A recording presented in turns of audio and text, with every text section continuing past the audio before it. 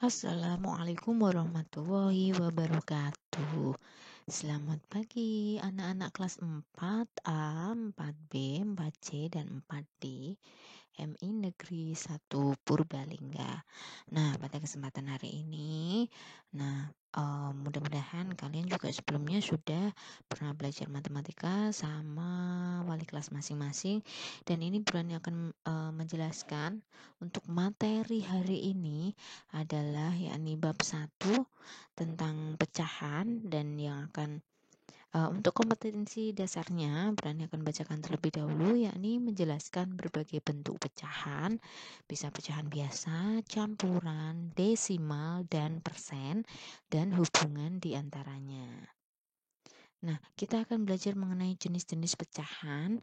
Ada 4 macam jenis pecahan, yakni yang pertama pecahan biasa, yang kedua pecahan campuran, yang ketiga pecahan desimal, dan yang keempat adalah persen. Atau ulas satu persatu, dan kita akan bahas untuk yang nomor 1 terlebih dahulu, yakni 1, pecahan biasa.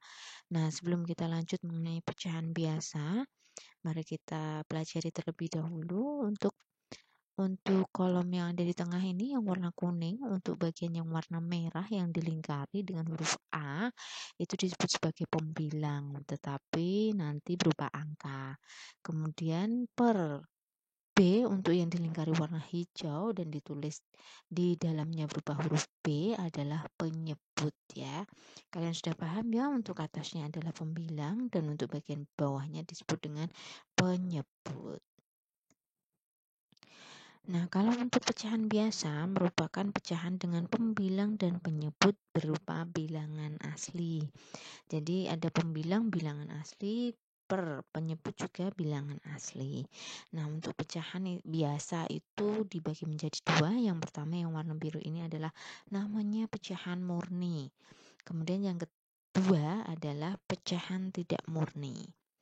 Nah, kita akan pelajari mengenai pecahan murni. Pecahan murni adalah pecahan dengan pembilang kurang dari atau sama dengan penyebut. Nah, bisa dibilang dia adalah nilai pembilangnya lebih kecil ya daripada nilai penyebutnya. Kemudian untuk yang pecahan tidak murni adalah dia dikategorikan dengan pembilangnya lebih besar. Jadi nilai pembilangnya itu angkanya lebih besar daripada penyebutnya. Nah, kita lihat contohnya. Untuk pecahan murni misal adalah 1/4. 1 pembilang, 4 penyebut, pembilangnya nilainya lebih kecil. Kemudian ada lagi contoh yang kedua, yakni 2/3. Pembilangnya 2, penyebutnya 3, jadi lebih kecil pembilangnya. Contoh yang ketiga juga sama, 8/9. Nah, pembilangnya lebih kecil. Nah, kita pahami lagi untuk pecahan tidak murni, berarti kebalikannya ya, pembilangnya jauh lebih besar daripada penyebutnya. Bukan jauh, yang jelas dia memang pembilangnya lebih besar dari nilai penyebutnya. Contoh yang pertama adalah 8/3. Contoh yang kedua adalah 9/5, dan contoh yang ketiga adalah 7/6.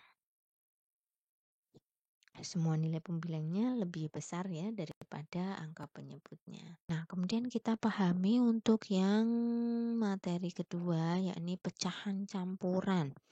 Nah, apa sih sebenarnya pecahan campuran itu? Pecahan campuran merupakan pecahan yang terdiri atas 2 bagian. Nah, 2 bagian itu apa saja? Mari kita lihat. Yang pertama adalah pecahan bilangan asli ya, bukan pecahan. Jadi pecahan campuran itu terdiri dari 2 bagian. Yang pertama bilangan asli, dan yang kedua adalah pecahan biasa yang tadi kita sudah pelajari. Ada pecahan murni dan pecahan tidak murni. Nah, kalau untuk bilangan asli, kita lihat contohnya itu seperti apa sih yang namanya bilangan asli. Nah, yang warna kuning ini, nah itu angka berapa? Oke, itu adalah angka 1.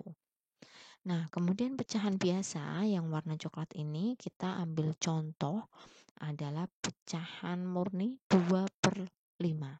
2 pembilang dan 5 penyebut. Nah, kemudian kita gabungkan jadi satu menuju anak panah ya.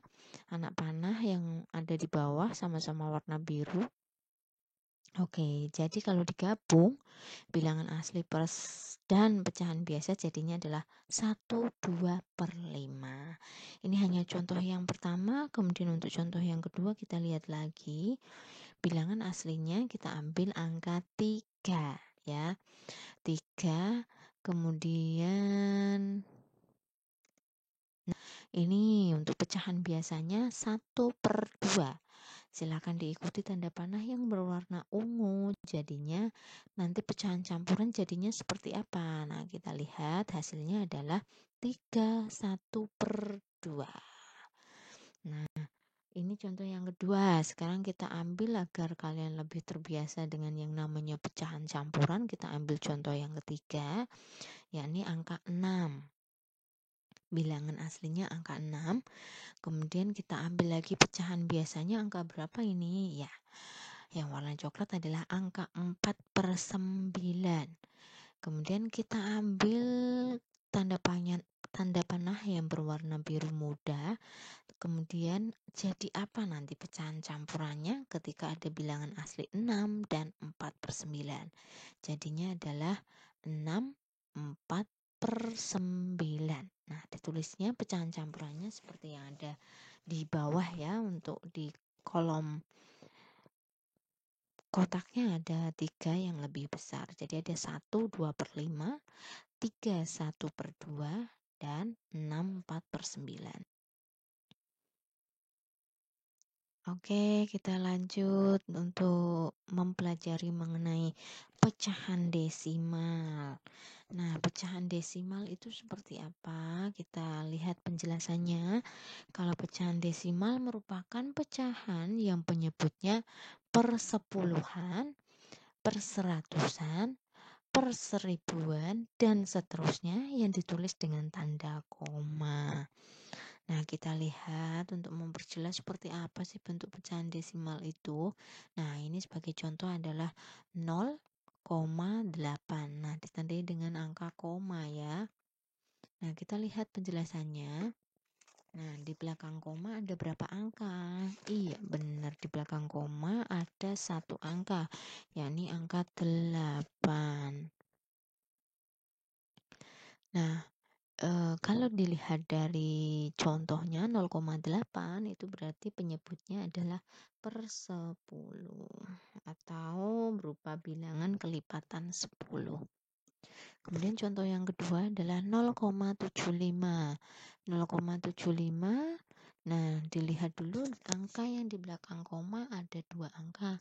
Yakni ada angka 7 dan angka 5. Maka disebut penyebutnya adalah perseratusan. Kemudian ada contoh lagi yang ketiga. Yang ketiga adalah 0,658. 0,658 di belakang komanya ada 3 angka. 3 angkanya yakni ada 6, ada 5, dan ada 8.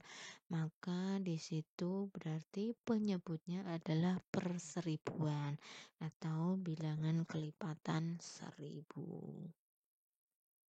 Nah, kalau sudah jelas mengenai pecahan desimal, mari kita pelajari untuk yang persen ya. Nah, yang keempat kita akan pelajari mengenai persen.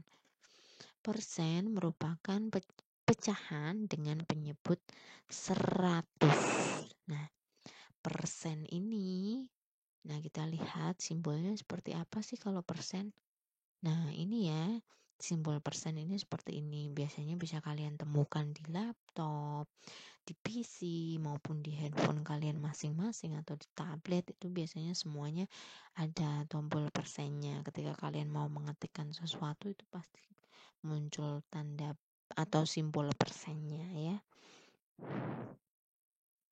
Pasti kalian juga lebih familiar karena sering dipakai juga ketika kalian berbelanja, misal di mall atau dimanapun itu biasanya diskon berapa persen itu ya contoh penerapannya.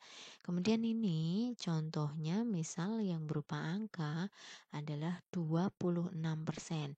Wah, beli baju ternyata dapat diskon 26%. Itu gimana artinya coba? Nah, itu penjelasannya seperti ini. Artinya 26% itu adalah 26 per 100. Nah, seperti itu untuk penjelasan mengenai persennya. Nah, sekarang giliran kalian untuk latihan soal. Di sini latihan soalnya hanya simpel saja. Berani juga hanya meminta kalian semua untuk membuat contoh agar kalian lebih terbiasa mana sih yang disebut dengan pecahan, seperti apa bentuknya. Nah, kalian buatlah contoh. Yang pertama adalah pecahan biasa. Pecahan biasa tadi ada dua tipe, ada pecahan murni dan ada pecahan tidak murni. Nah, kalian nanti bisa mengisi di buku tulis kalian masing-masing ya. Contoh pecahan murni berapa, contoh pecahan tidak murni berapa. Diusahakan contohnya tidak sama dengan yang sudah Burani sampaikan tadi. Yang kedua adalah buatlah contoh pecahan campuran. Pecahan campuran yang merupakan ada bilangan asli dan ditambah dengan pecahan biasa. Kemudian yang ketiga, kita latihan soal lagi untuk membuat contoh mengenai pecahan desimal. Jadi ada komanya, di depannya ada angka, kemudian koma. Setelah itu diberi angka lagi, entah itu 1 digit atau 2 angka atau 3 angka, bebas ya.